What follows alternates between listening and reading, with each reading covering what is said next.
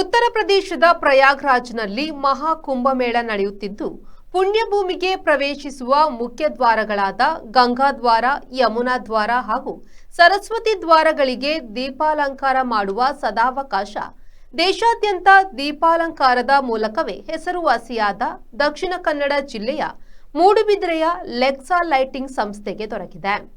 ಪ್ರಸ್ತುತ ಪ್ರಯಾಗರಾಜ್ದಲ್ಲಿ ಪ್ರಾರಂಭಗೊಂಡಿರುವುದು 12 ವರ್ಷಕ್ಕೊಮ್ಮೆ ನಡೆಯುವ ಕುಂಭಮೇಳವಲ್ಲ. ಶತಮಾನಗಳಿಗೊಮ್ಮೆ ಘಟಿಸುವ ದಿವ್ಯಾದ್ಭುತ ಪುಣ್ಯ ಸ್ನಾನದ ಮಹಾಕುಂಭಮೇಳ.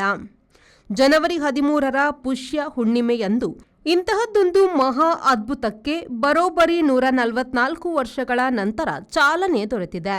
ಈ ಪರಮ ಪಾವನ ಪುಣ್ಯಭೂಮಿಗೆ ಪ್ರವೇಶಿಸುವ ಪ್ರಮುಖ ದ್ವಾರಗಳಾದ ಗಂಗಾದ್ವಾರ, ಯಮುನಾ ದ್ವಾರ ಹಾಗೂ ಸರಸ್ವತಿ ದ್ವಾರಗಳಿಗೆ ದೀಪಾಲಂಕಾರ ಮಾಡುವ ಸದಾವಕಾಶ ಮೂಡುಬಿದಿರೆಯ ಲೆಕ್ಸಾ ಲೈಟಿಂಗ್ ಸಂಸ್ಥೆಗೆ ದೊರೆತಿರುವುದು ಹೆಮ್ಮೆಯ ವಿಚಾರ.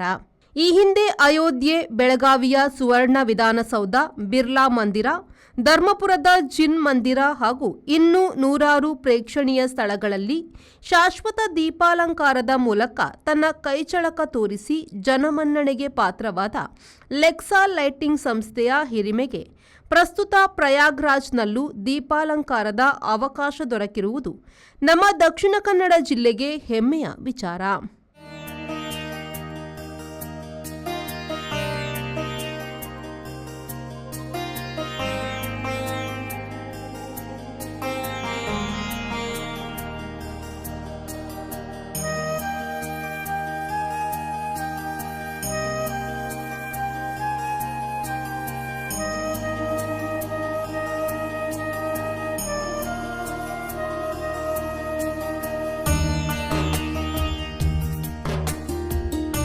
Premashree, V4 news, Moodbidri.